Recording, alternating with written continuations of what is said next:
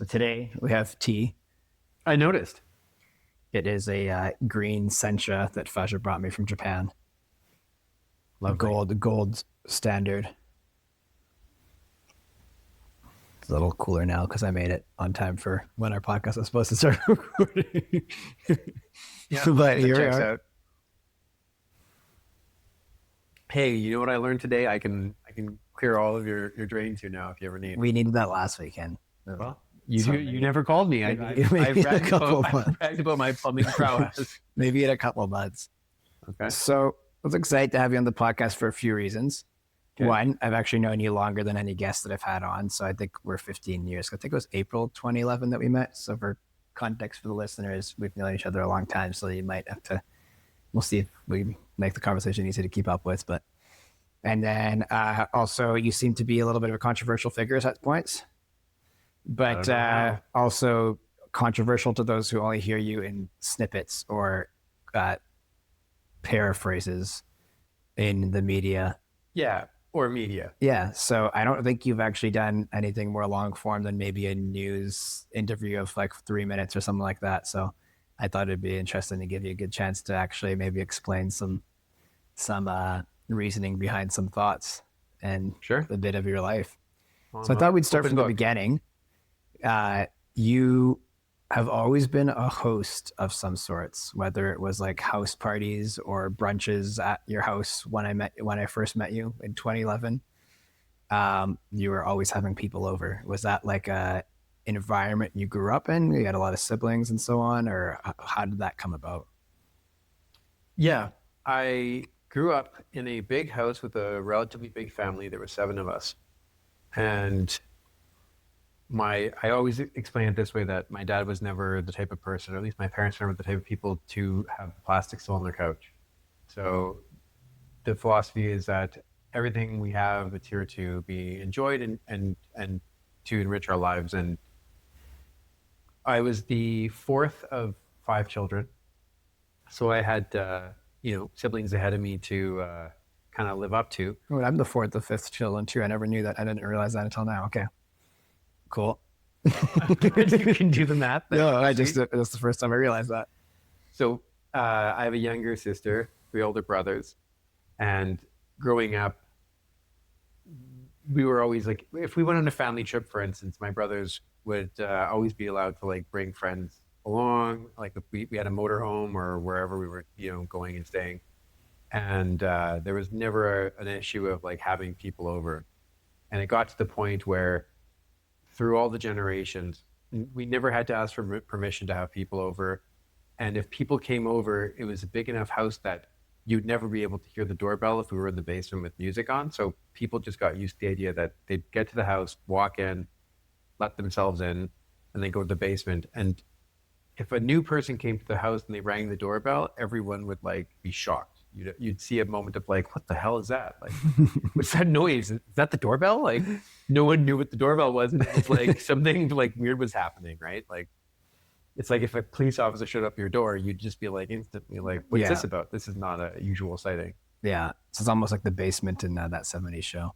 Totally. Oh, it's exactly like that. So we were allowed to have people over, and I always respected that privilege. I never took it for granted. And it got to the point where like I would have massive parties in high school. Like one party, I actually charged cover because I had a band and we had food and we had a whole bunch of things. And I was trying to like see how upscale we could host these events. This was a high school party? A high school party. Okay. And we had 200 people pay cover. So there was more people than that, but like 200 people came within the time that we had someone at the front door charging like $1 or whatever it was. And we had DJs, live bands, 200 people. It was like the type of party you'd see in the movies, except the house didn't get trashed. And my parents would usually, when they went away, know that we were going to have a party. And the funny thing is, they would know that I had a party because they would say things like, did you have a party? And I'd be like, why? I don't know. It's kind of clean in here. And that was the thing, is the house was cleaner than when they left. So then they knew that we had a party. That's funny. So when the house is clean and you know that your kid just had like 150, 200 people over, what are you going to say? Because it's like, well, at least you cleaned up. Yeah, took care of it. And when I had a party, I was in the kitchen all night. For me, having good food was like the key to having a good party because as soon as people get hungry around like 11 o'clock in high school, right, they would hop in the car, they'd go for fast food, and Yeah. then your place would clear out. If I had really good food, I noticed that the girls would always congregate around the food table. So I'd be in the kitchen making food all night till usually like midnight in my high school parties. Then I would like have food going out of the kitchen all night. And we had a really large kitchen with like a commercial like appliance, like a commercial grill. And yeah, like I was making food from scratch, making reheating food, having a food station. Everyone was eating, everyone was having a good time, and then yeah, people would stay and usually clear out. We had a pretty like I went to a private school. It was kind of a sheltered upbringing, but I didn't drink, and most of my friends didn't, so it wasn't like crazy rowdy So, drinking parties. oh, so at your house parties, you weren't drinking?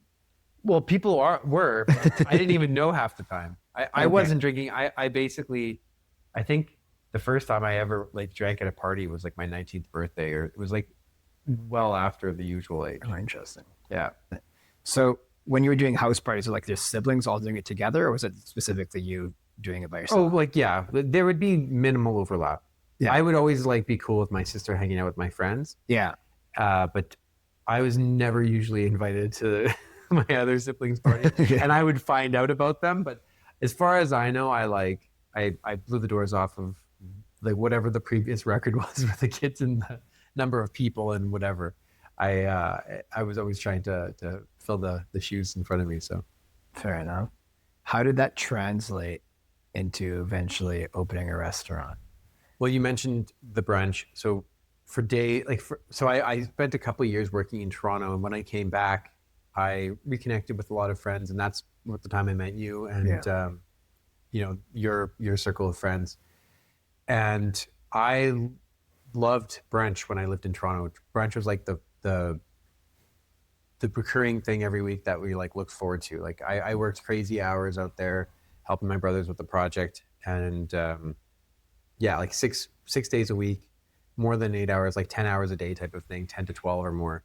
I had nothing else to do, so I Mm. basically just worked every day. But then Friday, or Saturday, Sunday, we'd always go out for brunch, and Toronto had an incredible brunch scene.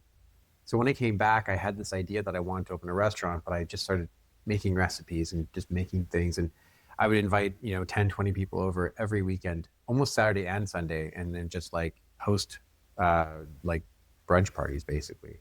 Yeah. And then I eventually moved out. Like I had a couple of rental properties. I lived in different properties, and then I would host wherever I was. And then eventually I ended up with a restaurant, and then we still have brunch all the time. I was gonna say brunch is still the focus. It's been since well, your restaurant opened in 2013. Yeah, So we're April 2013. 13 years of actually April 2013. April what date? April 19th. Okay, so it's 3 days away from your 13-year anniversary, Yeah, and we've been brunch ever since. that's right. And will you continue to do brunch forever, or what? Seems like a lifelong tradition, whether you have a restaurant or not. Well, they always say like the most important meal of the day is breakfast. I always say brunch is the most important meal of the week. So to me, brunch is like a great time where no one has like too many things competing with their schedule. You get together, have a coffee, have a meal, sit down, enjoy, a nice Why is it leisure. important to you to actually connect with people? Because it seems like part of the reason that's the best time to get everybody together. Why does that? Oh, That good matter? observation. Yeah. I don't know. I don't know. I've been accused of being a bridge where I connect people together. It's not a bad thing to be accused of. I know. It was funny. My brother had one of my brothers had accused me of that one time in a very accusatory way. Like, you're always trying to like get people to talk, and I was like, yeah, you're always trying to get people not to talk. Why would you want to aspire to be a divider? Like, but yeah, I remember growing up. There was a bunch of family members that some that were estranged, or like my great aunt I was really close with growing up, and then we just lost touch, and she lived across the city. I remember getting my license and being like, I can go visit my Auntie Martha now whenever I want. And so then I would just drive across the city and just go and meet with her. I was really close with my grandpa, even at times where my dad wasn't talking to his dad. and I used to see him several times a week even, and my grandma too. My parents and her had a bit of a falling out, and I would just, reconnect with her, drive out to, out of town where she lived, and reconnect. I don't know why I've always kind of felt drawn to connect with friends and family, but yeah, I'm not always the best at calling people up, but it's a guarantee that if you call me and you're like, hey, want to get together? The answer is always yes. So Yeah. I'm not always the best at like, Aaron was always good at like going out and calling and arranging stuff, but then it was like defaulting to my house because like, yeah, you always knew whether I'm not even in the city or not, you could walk in. Which we did for years. Yeah, exactly. It was the default. And we just like, what are doing? Go to Shea's, okay. And then we wouldn't even let you know. And then we'd all just show up.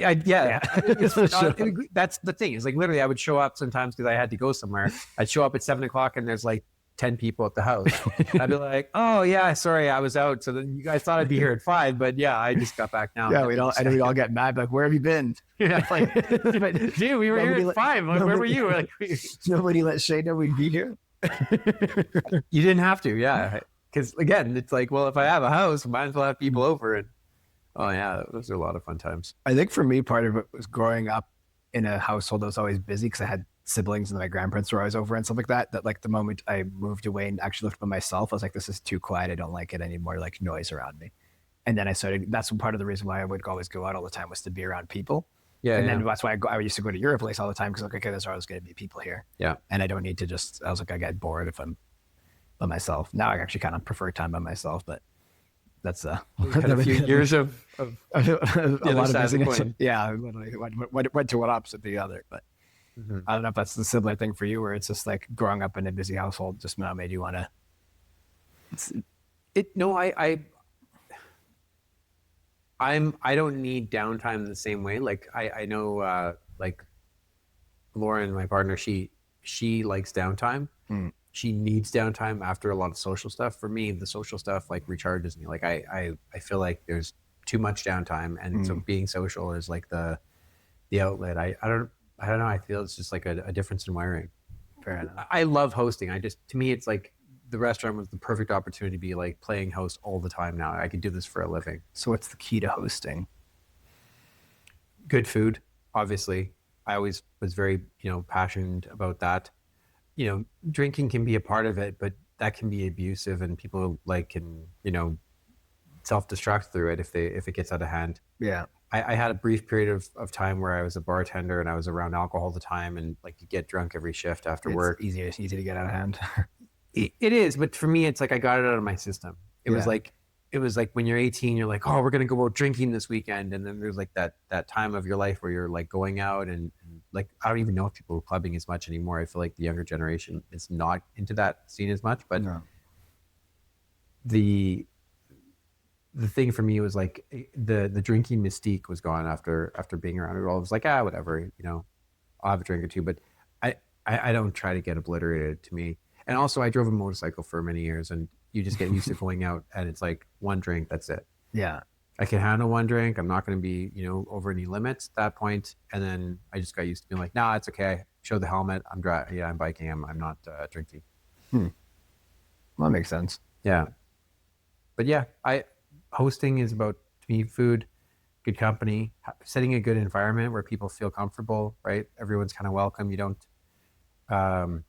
tolerate people, mistreating others. Like sometimes, if people have like a disagreement or whatever, to me, I don't carry over grudges, right? If you have a problem with so-and-so, that's your problem, right? Yeah. Until that becomes an issue where that person is trying to like, if I'm hosting and they're going to try and like make you feel like unwelcome, well, that's when that person's out, because whoever's going to make other feel unwelcome, that's the person who has to leave. It's a fair role. Has that ever happened? Well, in certain ways, like I guess in more public environments is a bit.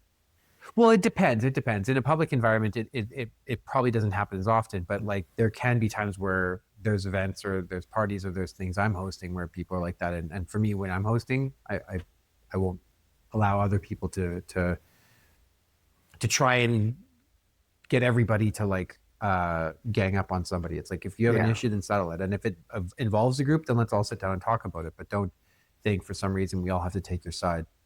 And in family situations, I had that where a brother was basically like, you have to take my side in this situation or this dispute. And if you don't take my side, well, then you're my enemy.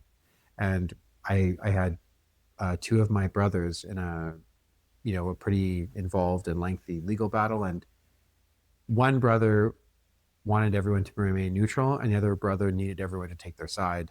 And so I couldn't, in good faith, pick sides, especially when I told that brother, I said, looking at all the information, I think that you're wrong. Yeah. And if I'm mistaken, you need to show me what I got wrong, because here's all the facts. Here's what I'm dealing with. Yeah. Here's what I know.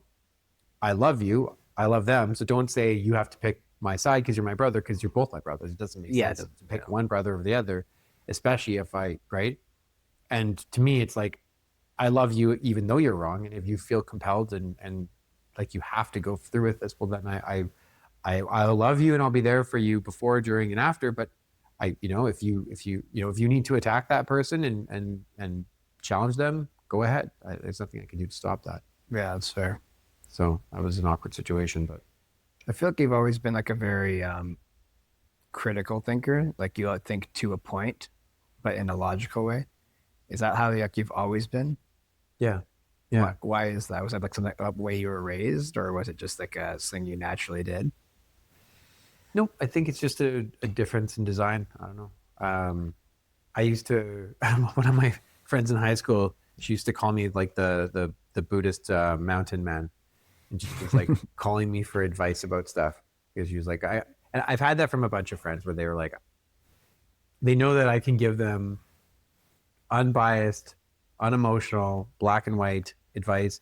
And the criticism I'll always hear is that I'm too blunt. But then at the end, they'll thank me for just being blunt and saying, hey, yeah, you're kind of an a-hole, but I'm glad you told me straight up. And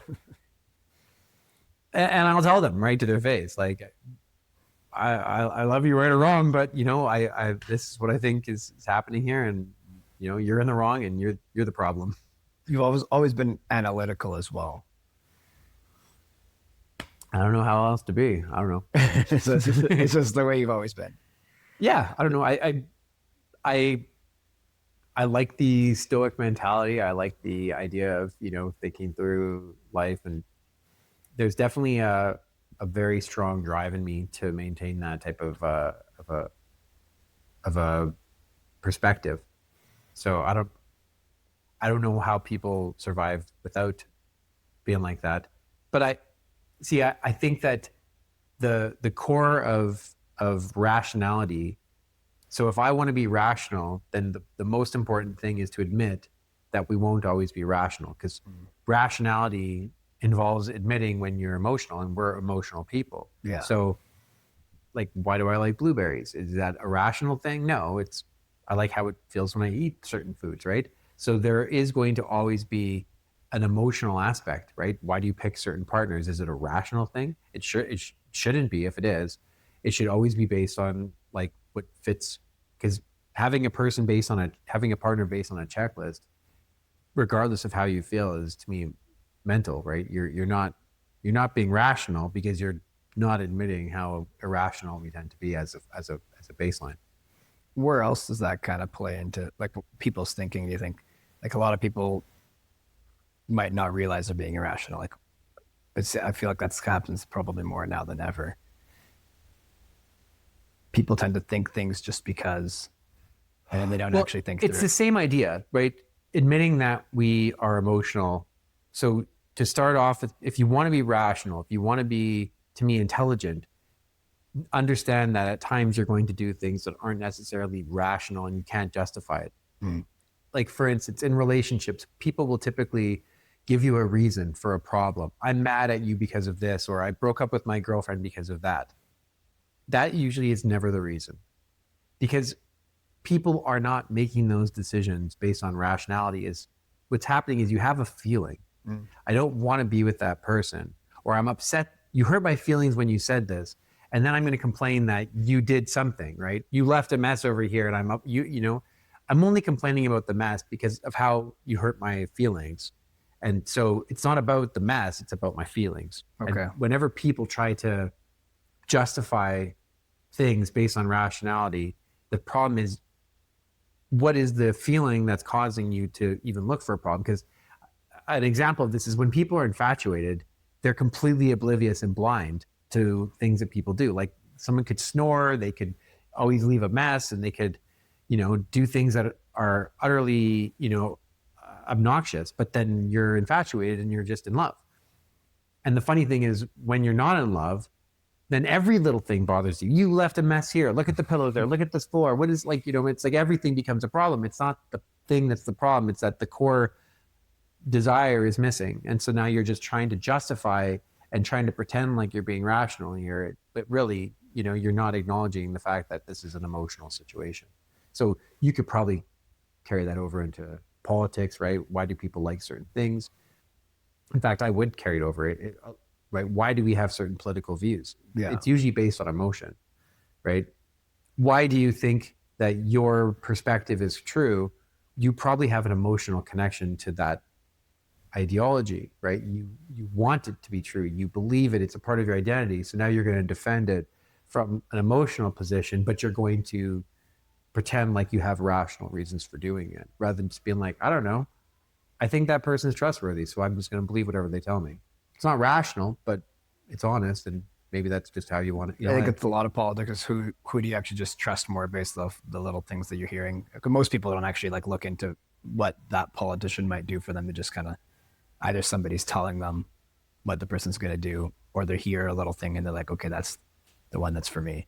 For sure. And the other thing is, even if you go and you do a deep dive and you're going to do all this research, how much of the research is firsthand versus how much you're like, I could write down phony reports about things and say, hey, here, look at the statistics. Crime is caused by this. And I could come up with and then if you read it, you're saying, oh, I'm rational. I'm looking at all the reports. It's like, but you don't know. You didn't verify it. It's not based on the true situation. It's based on what someone else told you. Yeah.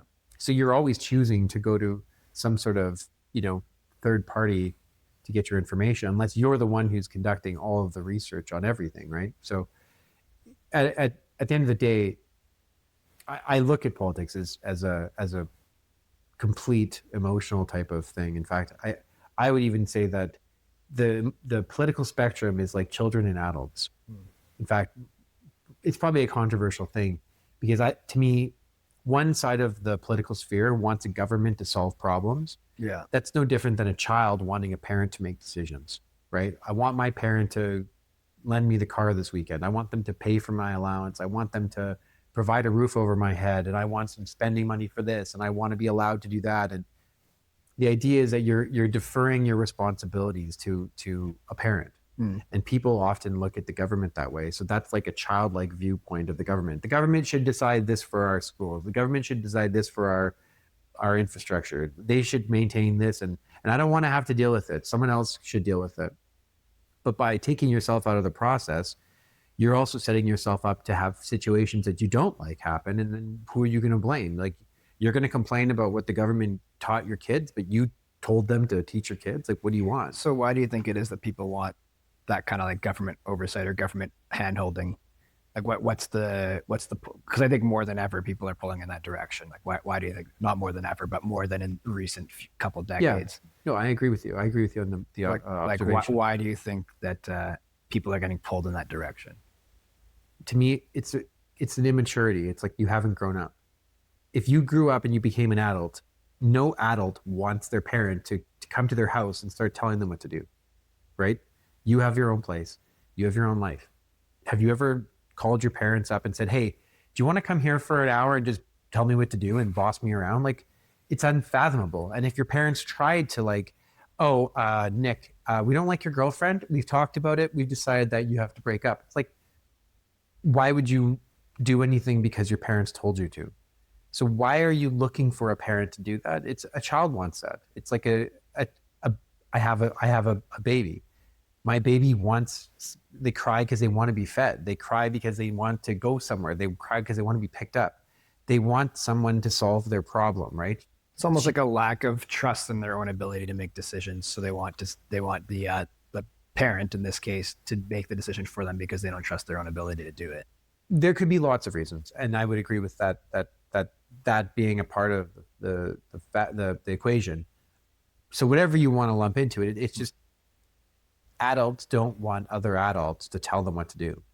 Grown-ups want to make their own decisions. So to me, the perfect form of government is the government should only decide what you cannot. And I think there's a quote where it's like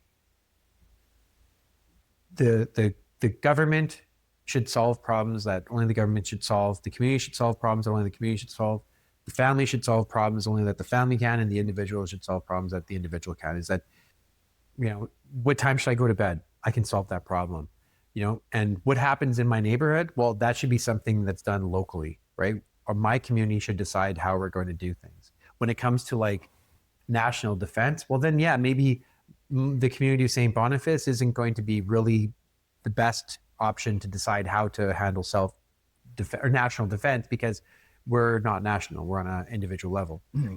So what is being taught in the local schools should be something that's determined locally. Mm-hmm. And the parents in the neighborhood should get together, and there should be like an overview of what are the options, and then they should be having a say. Because if you don't have a say, then what do we call democracy? Democracy is supposed to be where everyone's creating our or molding our lives. But right now, people in another, not another country, but another province, another city, who have no connection to us, they've never seen you, they've never talked to you, they make decisions that impact your life.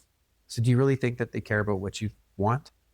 That's the problem. So I think if you asked people on Reddit, they'd probably paint you as a super right-wing person, but it sounds like you're a little bit more libertarian than anything. Oh, I'm full libertarian. And the funny thing is that's seen as an extremism thing, because to me, I want to maximize your freedom. Yeah. I want to maximize both of our freedoms, but never my freedom over your freedom. Yeah. And again, it's like the childlike thing is those people tend to have a childlike perspective of the political spectrum. And what they think is that, no. Well, my government daddy is going to make decisions for you too. Yeah. You don't get to like pick your own bedtime. You don't get to do your own thing. My government gets to decide. It's like, why don't you just make your own decisions? And why don't you make your own decisions? And why don't we just find a way that we can all just live our lives? And I don't want to tell you what to do, but why do you always seem to need to tell everyone else what to do? Yeah. Right. Well, it's like the whole U.S. liquor ban.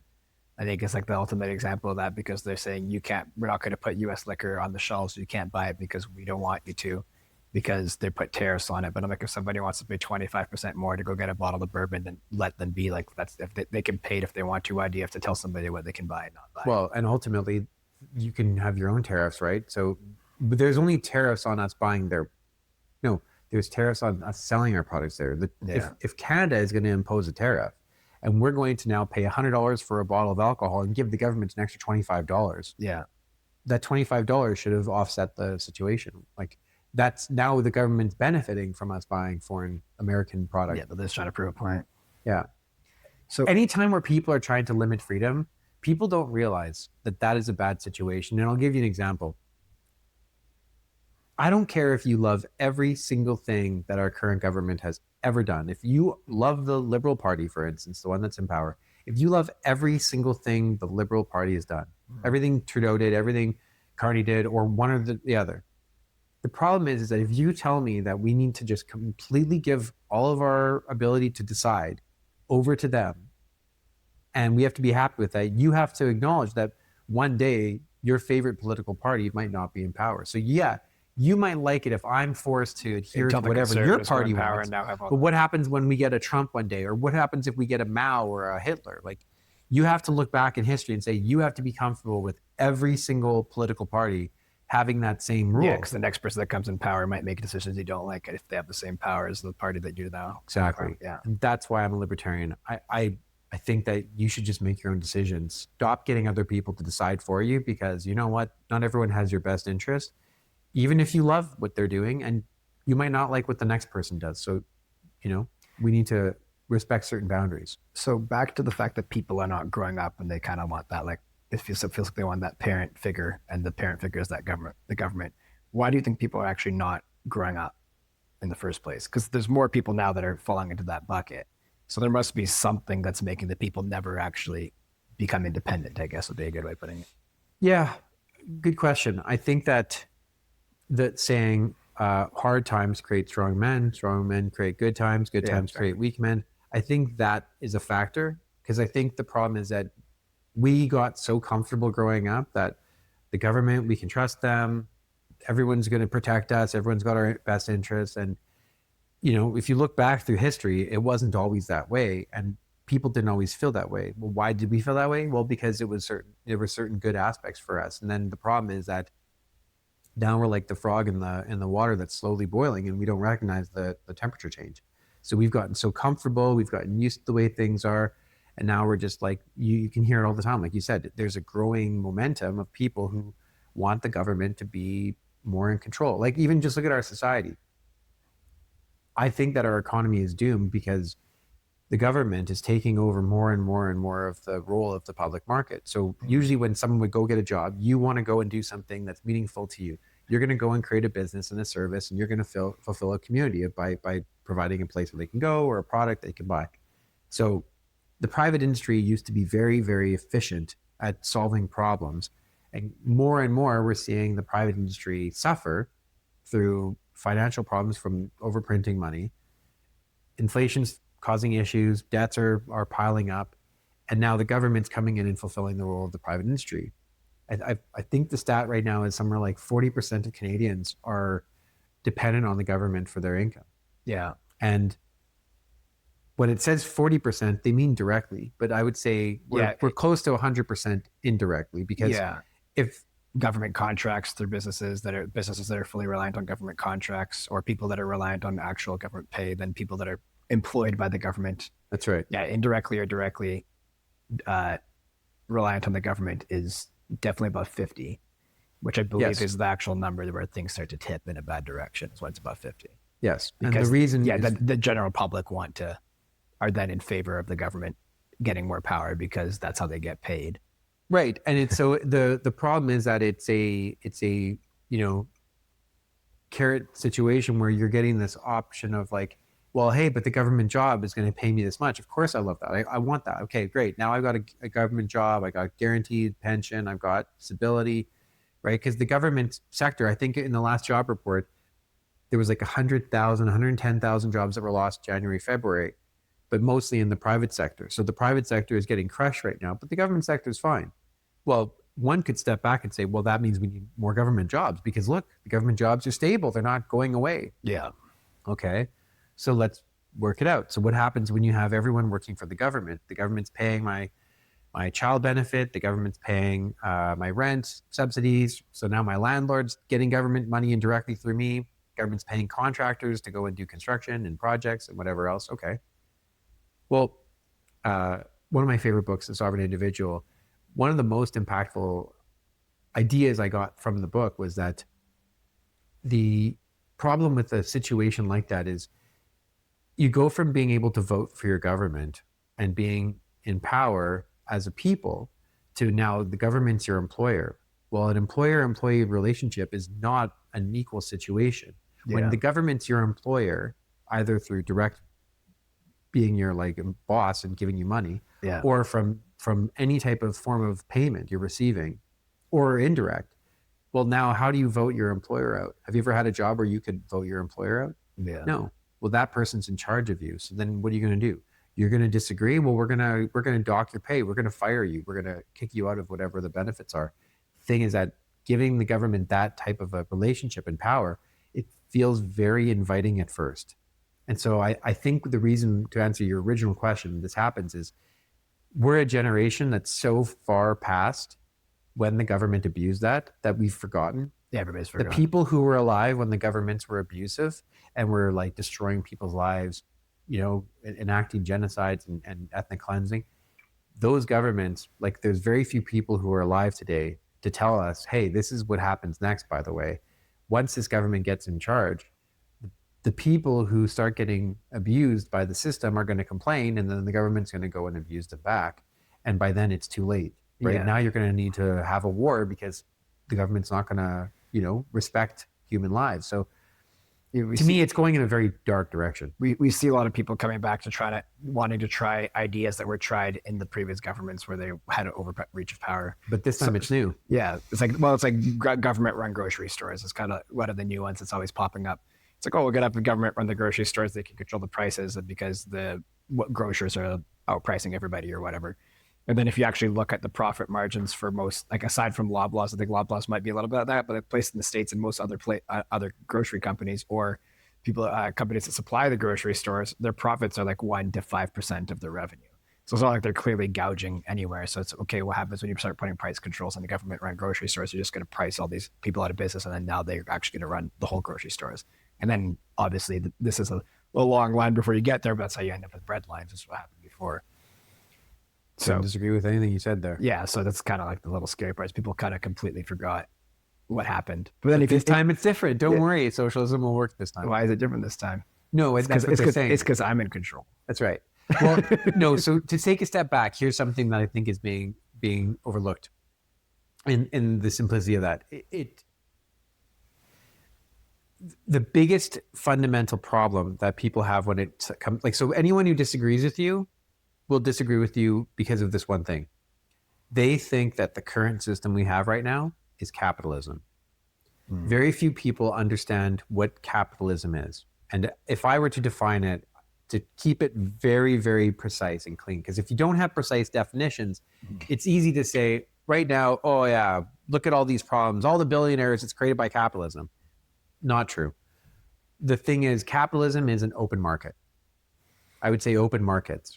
Free market, yeah. The most amount of open market type of scenario as possible. That's why, to me, it's very congruent and parallel with libertarianism, because we want to have freedom, right? Now, do I have freedom to hurt people? No, there are limits to that. So your freedom extends until it starts taking away from other people's freedoms. Number two, in order to have capitalism, you need to have a free exchange of information, because the idea is that people will spend their money where they want. And if one company is polluting the ocean and the other one's not, well, I'll buy from this company. But if I don't know that this product means that I'm also going to support, human rights abuses, pollution, and all types of negative, things that I don't identify with, if I don't know that that's what I'm buying, then I don't have the ability to shop in an open market. So information has to be open and the market has to be open. We do not have capitalism in North America. The core fundamental of communism is you need a central bank. Because what happens is, with a central bank, you take an open market for money and you close the market. If you don't have the ability to print money and somebody in the country does, then don't tell me that we have an open market, because if you print money, you're counterfeiting, you go to jail. If someone else prints money, if they control interest rates, which also control the money supply, well, then they're allowed to. People don't realize, most people don't have the fundamental understanding of economics to understand that if somebody can control interest rates and they can print their own money, they have unlimited financial power.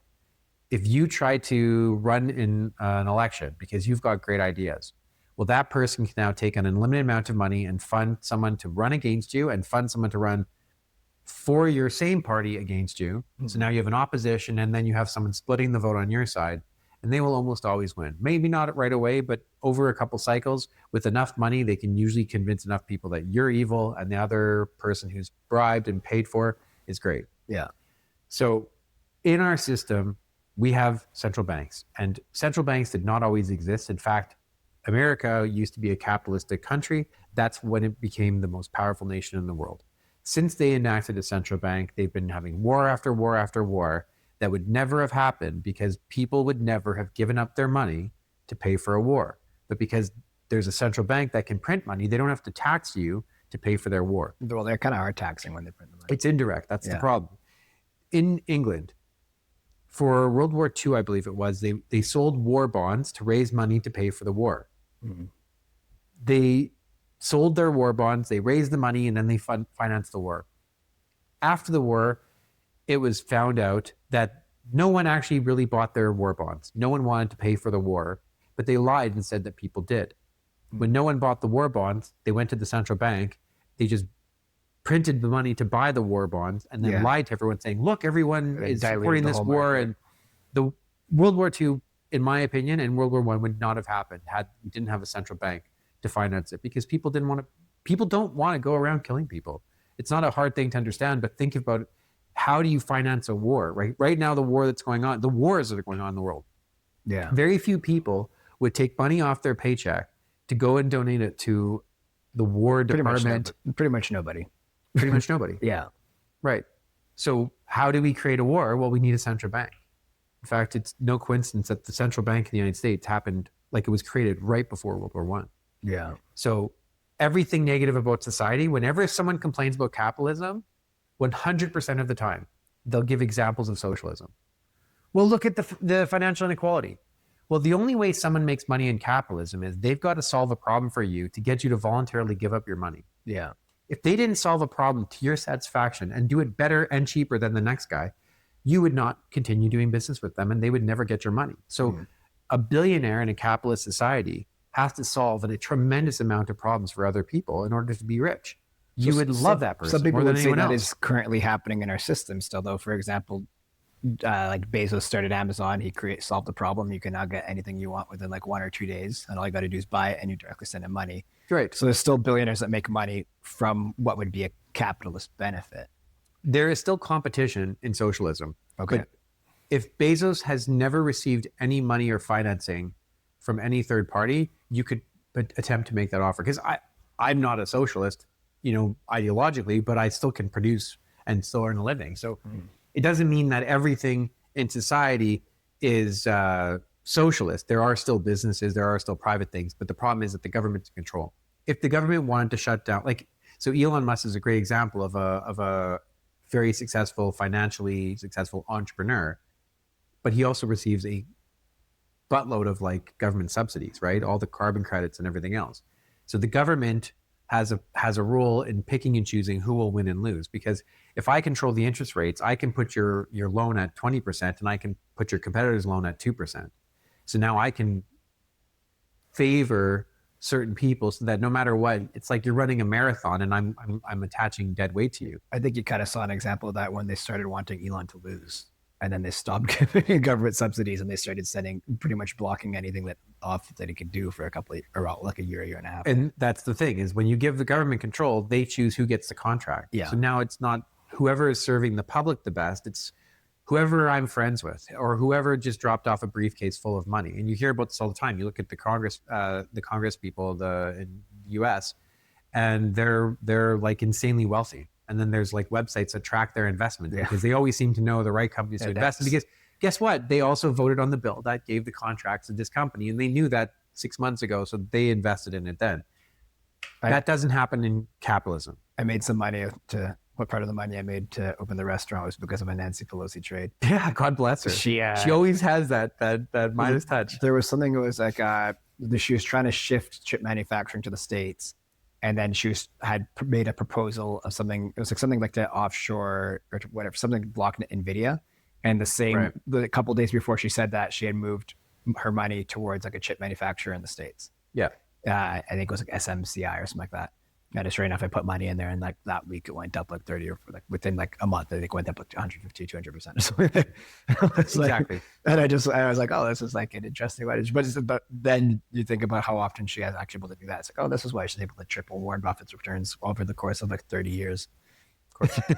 And like I said, so an open market on money. So because I think this is a really important concept that few understand. And I think I have a unique perspective on it. So the opposite of a closed market where we have fiat money that only someone can print. The opposite is like gold, where it's an open market. Gold used to be real money for thousands of years. It still is a form of money. I don't think it's the best form of money personally, but gold itself is an open market because you can go and earn it from somebody by providing them a service or a product. And then the other aspect is you can just go and find it directly. So you can just go obtain it from the ground by panning or mining it or whatever. Yeah. And so there was always an open market. No one had a monopoly on gold. Today, no one still has a monopoly on gold. Now, banks can manipulate the price by buying it with fake money and then selling it with fake money and manipulating the markets. They can manipulate prices that way. But gold itself is an open market.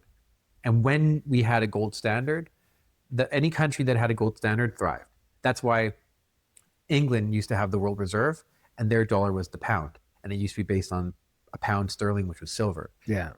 Then America took over as the world reserve, and the only reason why people trusted it is because it was backed in gold. Yeah. And then eventually there was a bait and switch where it was no longer backed in gold. So then when England no longer backed their dollars by silver, they fell.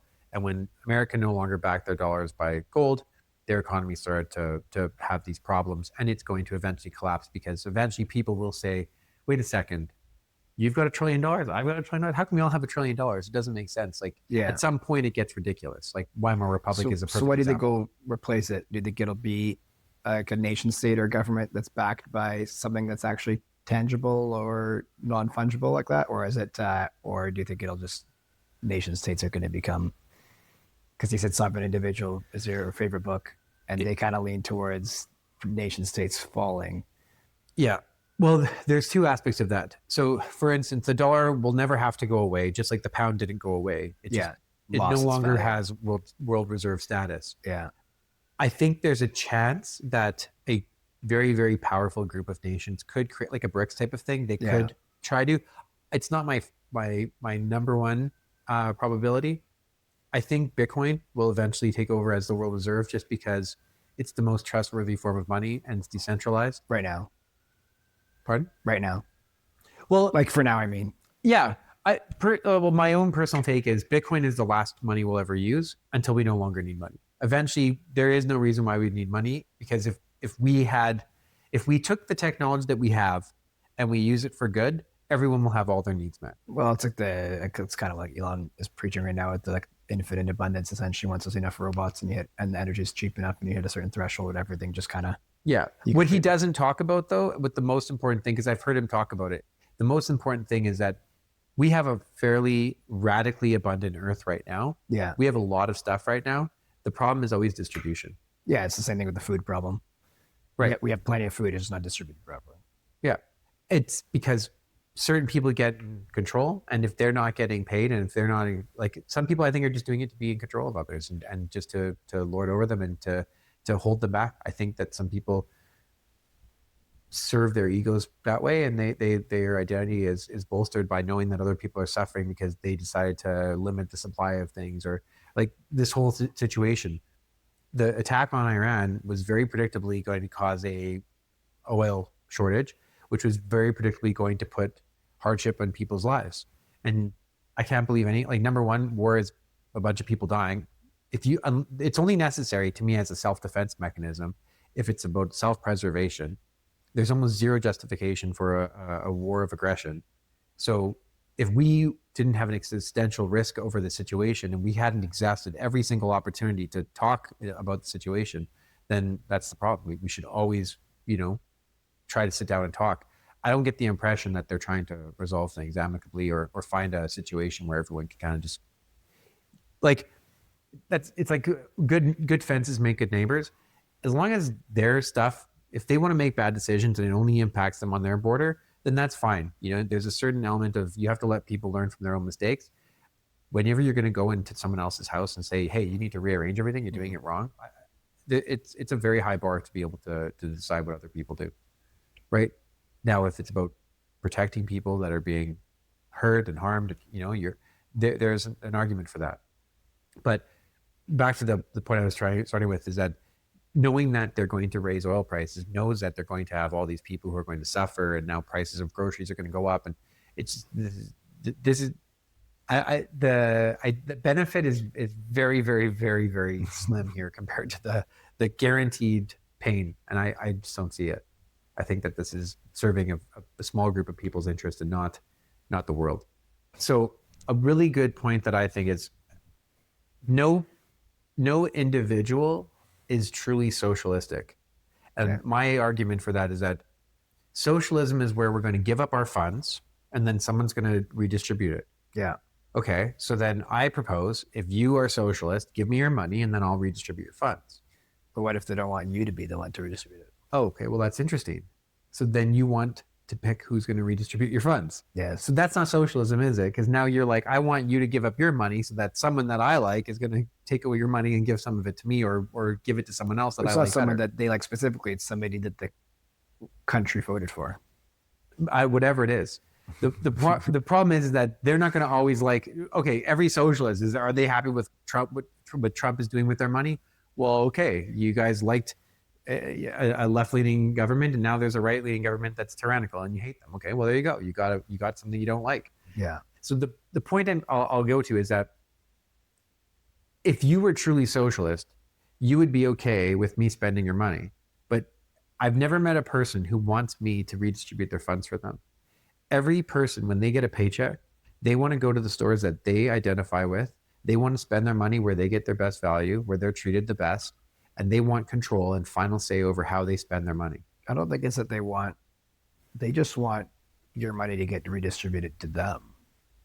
They want money to be redistributed in a way that they want. They're not saying, okay, we'll all put blindfolds on and we'll get to pick somebody who's going to redistribute the funds. They already have an idea in mind. So it's like basically like, I want people over here who I perceive as being too rich, who don't deserve their money, to now spend their money on my local school.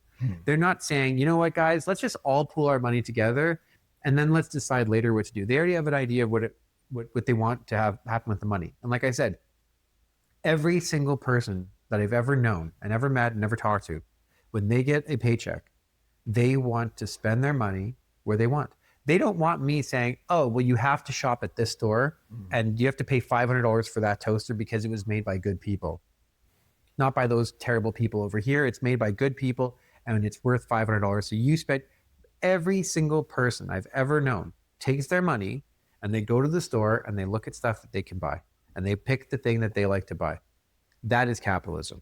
If you want decision making over your money, you're a capitalist. The second you say, oh, wait, I want to have control over what other people get to do with their money, but I don't want them having control over my money. I want to be the one in control. Now there's a problem here. You think you're better or you think that you're somehow entitled to what other people have.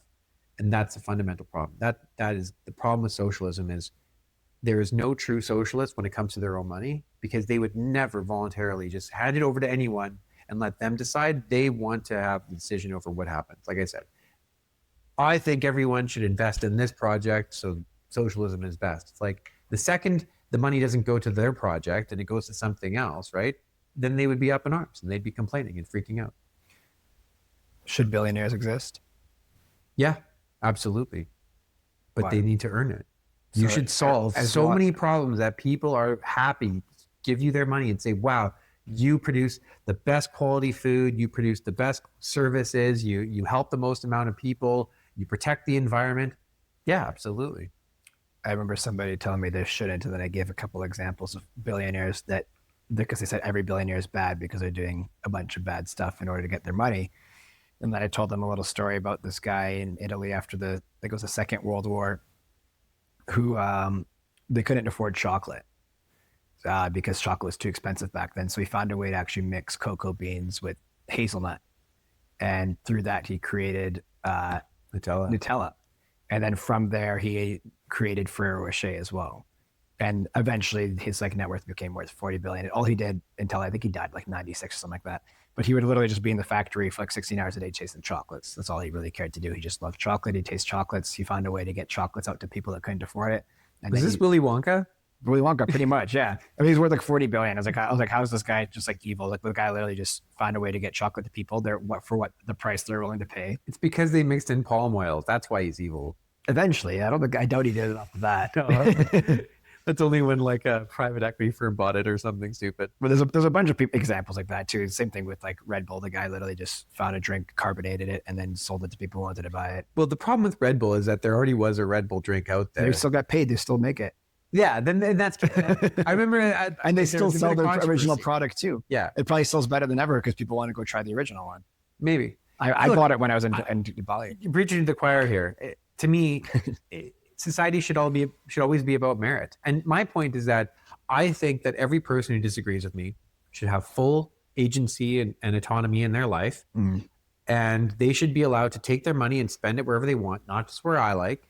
And I just would say, why can't I have the same in reverse? Like, why am I not allowed to have autonomy in my life? Why do you insist that you need to come into my house and tell me what to do? And right, there's so many examples of this. Like, if it doesn't impact you, right, and if it does, great, then you have an argument. But then you need to prove it. You need to have some sort of substance to it. You can't just say, well, I feel like, you are doing something wrong, it's like, no, I think everyone should have autonomy. I think the argument for people, the billionaires, the other argument is that they're exploiting other people that get paid less than them in order to. Capitalism solves that, though. You're exploiting people. Well, I'm not going to buy your chocolate. Your chocolate is made off the backs of slave labor, and that chocolate isn't. Then I'll buy that. Capitalism involves open information. My argument is about the person doesn't necessarily have to work for them. Like if Shea is not paying you enough money, there's also Hershey's down the street that's probably gonna, if you're a good worker, they're gonna probably pay you a little bit more. Well, it's capitalism. Yes, sure, but they still say it's exploiting. So, well, like I said, if you get to spend your money, right, every dollar becomes a vote. That's really what capitalism is. You vote with your money. Yeah, exactly. So then, in order for somebody to obtain money and become wealthy, they have to earn it. And they have to meet your standards and that person's standards and every other individual person's standards. That's not an easy thing. You have to, especially if I'm started making a lot of money, 10 other competitors show up now. And they're like, oh, I want to make a cut of his paycheck. Okay, well, now I have to outperform all those people. What happens is there is a race to serve people. That's the opposite of government. Why would you not want capitalism where people have to work their ass off to earn your money rather than a government who earns your vote and now they get to decide on crazy things that no one would ever go with if people ever had to pay the bill? People have this childish view that somehow, oh, that's the government's money. So you were caught, I don't want to say caught on record, but you have said probably in Facebook comments that Canada is communist and you're going to leave Canada. Where is the ideal place to live, in your opinion, right now, if the goal is to maximize happiness? Okay, great question. I don't think that I would readily vote for any place. Like, I think El Salvador is doing a great job trying to, like, there's obviously controversy there. And I've been there. I've talked to the locals. There is a big concern that the achievements that Bukele has met have not been without sacrifice of freedom. And I really think that he's done a great thing by making society safer. They were clearly on the wrong path. Yeah. But there needs to be a path of fairness and there needs to be something for human rights to say, hey, just because we put you in jail quickly doesn't mean that it's a one-way trip. Every single person should have an option to get out, have something to prove that they need to, like, I understand that he solved so many problems so quickly, he might not have done it all properly. And that is a virtual certainty that there are innocent people who went to jail. There needs to be something to go with that. So as good as I think that country has become, it still wouldn't be the only country or one country I would say, okay, they're perfect. I think it's a moving target. And I think that what I've learned in life now is don't trust somebody else to solve your problem for you. And the first step for me is to withdraw from our system. I want to get myself detangled. I don't want to own assets in Canada. I don't want to be, dependent on any financial system. Yeah. I want to be able to travel more and, have more options open. That's, I think, kind of the big problem. Because if you are in Canada and you're receiving a paycheck from the government and you're dependent on that, well, what happens when the government says, hey, you have to do this in order to get your next paycheck? Like, you're being in a situation where you're going to say one day, well, I don't have a choice. It's like, well, I know, but now is the choice to not be dependent. Do what you can now to keep your options open. So now let's say you love everything this government has done. What if there's a government one day that you don't love? You should be making sure right now that you have choices, because if someone takes away your autonomy, you become a slave. That's why I don't know why people want to promote slavery by taking away people's autonomy. Like, libertarian is basically anti-slavery. We want everyone to have, their own rights. Yeah. Human rights, basically. We're the human rights, people on the planet. You don't like human rights? Like, it's so crazy to me to think that people who are claiming to be virtuous are like anti-human rights. So where's the best place to go for that? The best place, I think it's having options, not being dependent on any one place. Not being a single place, you're having the ability to move, not forced to be stuck in any single place because the goalpost is moving so often. Yeah, exactly. And I think that, for instance, if everyone in Canada sold their assets and bought Bitcoin, now I'm not saying this is a likely outcome, But if you no longer had assets that were central in Canada, right? Your house, your real estate, your bank account, everything that's central. If you had decentralized assets, well, then the government can no longer control you because you could just leave. Yeah. If everyone could just leave tomorrow and just be like, you know what? I'm not going to rent next month. I'm leaving. I don't like what the government's doing. They're crossing my lines. Yeah. Well, then the government is not going to be able to do that and continue on. They're going to have to respect what you want. And by having more freedom, right? If you create your own personal freedom and I create my own personal freedom and everyone around us has created personal freedom, we live in a free country. And if I don't have a choice and you don't have a choice and no one around me has a choice, because if we don't do what the government says, we're all going to be crushed.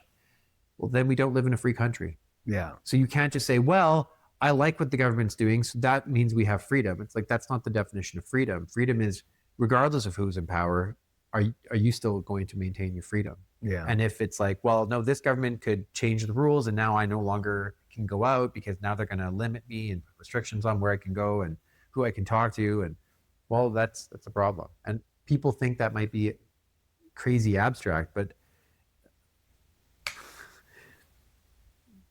whether you like what happened during COVID or you don't, it's funny because people who were cheering on the government for overreach back during COVID times when they were dictating what everyone could do, those same people are screaming about the government now, like saying, "Oh, look at ICE. This is an example of government overreach." It's like, yeah, it was always government overreach. You shouldn't have been cheering overreach on, because look what happens when the wrong person's in power and you no longer like government overreach, and now they're violating people's human rights. So then it's like, pick a side. Do you want government overreach or not? Don't just be like, I like government overreach as long as they only hurt the bad people that I don't like.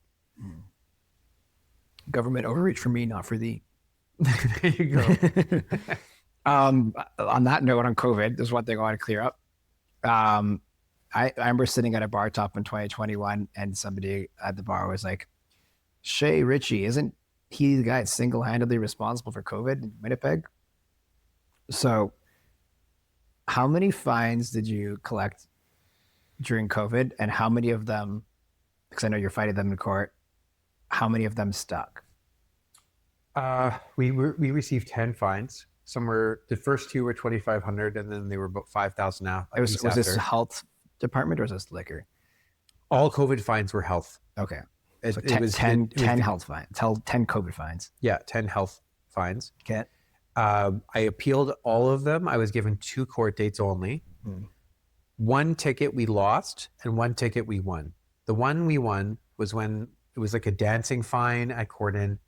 The ticket said people were dancing. They saw people standing up at the bar. And when I talked to the LGCA inspector, Keith, he said, I asked him, I said, hey, you've written down these concerns and these issues. I said, which rule are you pointing to that you're saying that we broke? Because I have them in front of me. I said, what fine are you, or which rule are you saying that we broke here? Okay, there's a strict list of rules. We were given the rules every time they updated them, which is frequently, every week or month. And every time we got the rules, we distributed them with all the staff. We'd send out a message saying, hey, here are the new rules. Here's what you have to watch out for. So I knew what the rules were, and I had no clue which rule we broke. So I called the inspector and said, hey, according to you, which rule are you saying that we broke here? Because it says dancing and it says standing up. Well, it looks through the rules. I don't know. Calls me back and says, or he says he has to call me back because after like 20 minutes on hold, he couldn't figure it out. Asking everyone in the office, try to help him out. He's the guy who wrote the ticket. This happened for a week. And a week, approximately 6 or 7 days later, he called me back and said, okay, good news. I found the rules. I'm going to pick this rule as the rule that you broke. You were serving people in an area not open to the public, which was a rule, but it didn't match the situation because he said he saw people ordering at the bar, standing up, and he saw people dancing. Well, the people at the bar were in the bar. The people dancing were in the restaurant. So where were we serving people outside of our zone? So he saw people dancing, he says. He saw people dancing. He saw people standing up at the bar. So first he gave a fine. He didn't know, when he asked him what the fine was for. He didn't know which rule we broke. He didn't know what it was for. He called you back a week later. He didn't even know what the rules were. And then he called you back a week later and said, this is now what it's. After changing the reason for the ticket, I think 3 times, Yeah. he's finally settled on an actual rule: serving people in an area not open to the public. That was an actual rule that we had to follow. Okay. But he said everything that he said we did wrong was happening in an area that was open to the public. So I'm like, okay, well, where were we serving people in an area not open to the public? Like, it has to be outside of the restaurant. Like, were we serving them in the parking lot, on the roof, in the basement? Like, where? They refused to answer that question. They took the ticket to court. I didn't get a court date for 3 years. And keep in mind, the statute of limitations is 18 months. It has to be done. The city has to give you a court date within 18 months, or you have grounds to have it drop automatically. It took 3 years for them to get it. And when the judge asked the lawyer that the LGCA had, well, what exactly are you saying you did wrong here? And the guy literally goes, well, I don't know. I was just told to come here and fight the ticket. He couldn't justify it because the judge is like, what are you saying here? So you beat the ticket. I beat the ticket, and the ticket that I didn't beat, I got a fine because people were sitting less than 2 feet apart. And so I asked the question, I said, well, were the people that you saw sitting 2 feet apart a part of the same group? And then the inspector said, well, I don't know. I didn't ask them. I said, okay, well, it says that we had to be at half capacity. During that ticket, it says on the ticket, we were following the rules and we were at half capacity. So you take half of our tables and chairs away. That means that there's an extreme abundance of space. They saw people sitting within like 20 inches of each other. And the rule was that nobody can be sitting 20 inches? No, the rule said people at different tables had to be separated by 6 feet or whatever. So if it's the same group, you're allowed to be sitting next to each other. Well, that's what the inspector said. Okay. So then when I took the ticket to court, and I recorded the whole thing because I know people would have trouble believing it. I'd be more than happy to send the transcript to anyone. I posted it publicly, and then I got a cease and desist from the city saying I'm not allowed to post it. Weird. So the inspector said there was 2 situations where people were sitting less than like 2 feet apart. Now, keep in mind that that's like less than arm length. Yeah. So they're close enough to put their arm around each other on a patio that is at half capacity. I said, okay, well, why were they sitting so close together? I said, were they from the same group? Were they family members? Yeah. And the inspector said, well, we didn't ask. We just saw them, and then we wrote down a ticket. I said, well, isn't that important? And I said to the judge, I said, well, it says, the rule says they're at different tables. I said, well, in a restaurant lingo, I said, my table is my group. The judge said, nope, a table is a table. So if you take 2 tables and put it together, people are violating it. And even if it's a husband and wife, they're not allowed to sit within 2 feet of each other. But if it was a one-piece table? Yeah, that's what she was calling So it. because it was two tops put together? All of our tables are 2 tops that we would for combine for groups. Yeah. She said that even if it was people from the same household, a husband and a wife, parents with their children, literally, she said this verbatim, they are not allowed to sit within 6 feet of each other. So therefore the ticket stands. And was it a husband and wife, or what was it? I don't know, because they never even asked. I asked the inspector. I said, well, were they the same group? I doubt they'd be sitting next to each other if they weren't. That's what I said. I said, roommates. So number one, whatever, yeah. There's no reason why people would sit that close because they didn't have to. The patio was at half capacity. Yeah. They said that we were following the rules. I said, number 2, well, keep in mind, she's trying to say a technicality. My brother used to be a lawyer, so I went over this with him ahead of the ticket. And one of the rules in this type of a court setting, when you're getting a fine, the government has a duty that if a rule could be interpreted 2 different ways, they have to go with the more favorable interpretation. That's a law. So I said, okay, well, in our lingo, table means a group, right? I wouldn't say, if I said to a person, oh, come over here, your tables are over here, you'd be like, what do you mean? I'm just with one table, like it's my group. All of our tables are combined because they're small, so we can create a table of 10 with 5 tables of 2. And the other thing is that people refer to tables as groups, and the inspectors who gave me the ticket also agreed with my interpretation.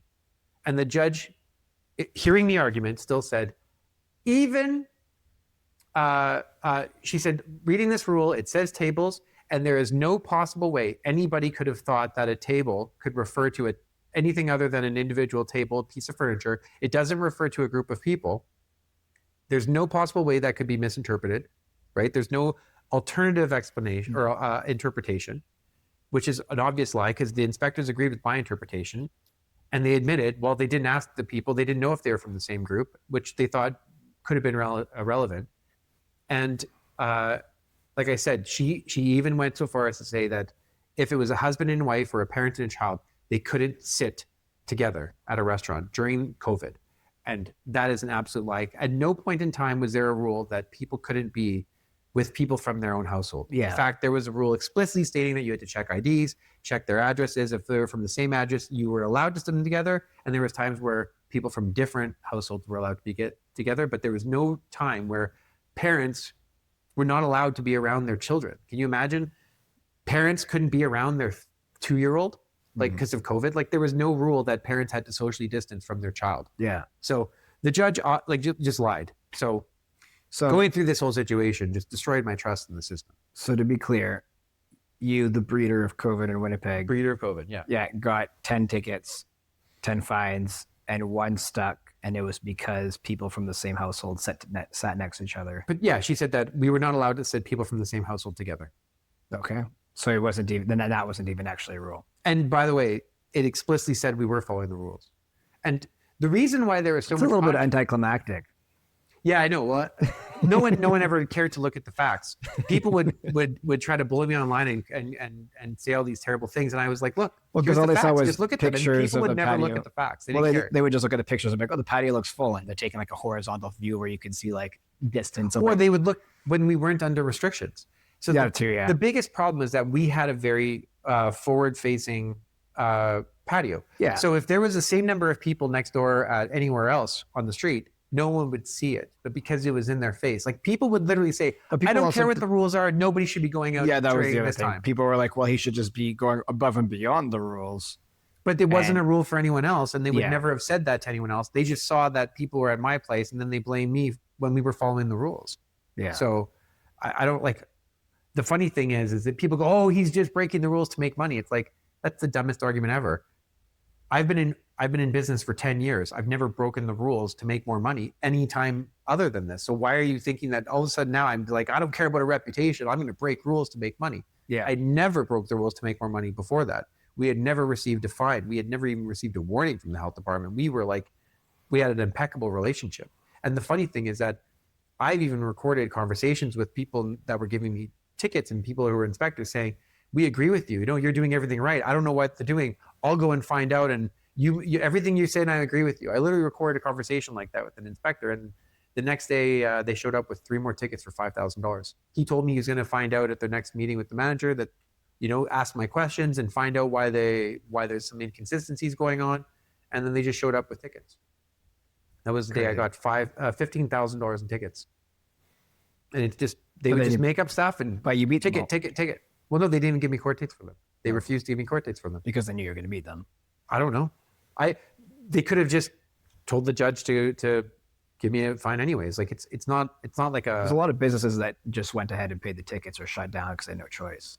I think very few people paid any of the tickets. It was all just an intimidation thing because if you ask anybody today about me or the restaurant, they would assume that we paid the tickets, we broke the rules, or else you wouldn't have gotten the ticket. They think you got shut down because of it. Right. Yeah. Yeah. What happened really is that we had our reputation destroyed. And the weird thing is that the media was very favorable to us because at the beginning. And the dancing ticket was the last time we had favorable media coverage because Global even put it right at the headline, restaurant without dance floor gets a fine for dancing. And that was the big thing. It's like somebody was like dancing at the table in their spot or something like that. Yeah. And basically, I remember talking to the inspector. I'm saying, okay, you're giving out fines for dancing. I'm like, can you define the term? What is dancing? What's the legal definition of dancing? It's a little too much wiggle. But if you think about how ridiculous it is, if a person's moving and there's music, well, if you're walking during music, well, that's dancing now. If you're moving at your table, that's dancing. Like anytime there's music and movement, you could call that dancing. And you could be dancing to music in your head. So if you're dancing without music, well, what do? I prevent people from moving? Like, it's such a stupid rule to even try to go after. Yeah. But yeah, it was a lot of and I can understand, the government might have been trying to, rein in a situation that was out of control and they were just trying to see what was going to stick. and trying everything that they had at their disposal. But the thing is, why were they lying and saying that we were breaking rules when we weren't? Keith knew that we weren't breaking rules. He knew. And I told him, I said, Keith, you've changed the rules on me a couple times before the dancing fine was changed for the third time. And by the way, they refused to ever say where we were serving people that wasn't open to the public. I've asked them on record repeatedly. I said, okay, well, where were we serving people that wasn't open to the public? If I'm putting people's lives at risk by breaking these rules, shouldn't I at least be allowed to fix the problem? And no. We don't care if you fix the problem, right? Mm-hmm. And they call me the monster. It's like, if I was breaking the rules, how come I wasn't even allowed to know which rule I was breaking and how I was breaking the rules? And I said to Keith, I remember very clearly, I said, Keith, it's pretty clear here that you don't even know the rules. I said, if you don't know the rules and you're writing the tickets, and I get the rules and I'm following it as best as I can. I said, how can you expect me to know the rules? So at a minimum, shouldn't this be a warning? Because if you don't know the rules, you've come back to me a couple times now, you keep changing it. I said, shouldn't this just be a warning? Because how can you even assume that I would have any way of knowing the rule when you spent 2 days on this and you still can't figure out which rule I've broken? No. I know you deserve a fine on this one. I'm like, okay, well, keep at it. And that's when he just literally had to pick any random rule on the current order and then say, well, okay, you are serving people in an area not open to the public. Chris, crazy. Yeah. So we're running out of time. All of this made you lose faith in the Canadian system, it seems like. Well, you know what? It made me realize, instead of a negative, it made me realize that I need to have more faith in my own autonomy. And I need to stop expecting a government to take care of me. And I need to just, I need to promote autonomy. I need everyone to understand that this is good for me. This is good for everyone. And how has that changed your life since you kind of came to that conclusion? It's empowering. Yeah. Well, think about it. If you're an adult and you still are asking your parents to solve your problems for you, if you decide you're no longer going to ask them for help and you're just going to solve your own problems, it's very empowering. It's very uplifting. I think this whole situation hasn't made things worse for me. It's made things better, because it's like, why would I want to continue down a path where the government's going to insist on having more of a say and more control, and they're going to be reckless and they're going to not be trustworthy? I think more people have to realize, like I said, even if you love everything this government's doing, what if you have a government one day that you don't love? Yeah. You've signed up to be forced to do whatever they, just like I was forced to do stuff that I didn't believe it was right. I said, hey, why don't we get all of the people who are high risk to stay at home and then just pay our money to give them free groceries so they don't have to go out and risk themselves? I'm like, the data says that 20-year-olds are at low risk. So why do we have to freak out about it? Right? They said as soon as we had a vaccine, we were going to lift all the restrictions because now people have protection. Perfect. Then fine. As soon as we have the vaccine, then do it. But then as soon as they came with the vaccine, they're like, no, the vaccine works, but it doesn't work. So you still can't go out. It's like, well, which one is it? Is it working or is it not working? Mm-hmm. So for me, if we were to tie this back to happiness, like happiness, I think is it's really important to have self-autonomy, to be able to pursue your hopes and dreams. It's possible to be happy even in the face of human rights violations. It's probably, hard for people to understand, but there's stories about people who, went through the Holocaust who, had a very positive outlook and they didn't let things get to them. And I think we all have our choice to be happy, regardless of what's going on around us. But I think that we should all work towards creating a situation where like a libertarianism, where everyone's freedoms are maximized and human rights are the top priority. Were there moments when like all that stuff was going on where you like felt like you were losing your happiness? I had done a lot of thinking leading into it. And that's why I wasn't worried about what was happening when it was happening as much. But it definitely was a wake-up call to realize, hey, you know what? You've built a house on a foundation of sand, right? Like everything in my life that I had built was built around stuff that the government controlled. I had rental properties, I had businesses, I had all this stuff that was tied up. And now I was facing this, like, what happened? Like prior to this, I never had thought, what if my government is my problem? I always thought there could be problems in the world that have impact me, right? What if someone destroys our financial system? Well, you want to have rental properties, you want to have assets, you want to have things like that, investments that will protect you if inflation goes crazy. But I never thought, what if I ever have to leave, right? like people who were living in Germany in the 1920s, 1930s, they weren't thinking like, what if I have to leave? Yeah. Unless they were smart and they saw the writing on the wall. Very few people. But at some point in time, you would have given everything you had just to get out, right? So that's the way I look at it now. It's offered clarity.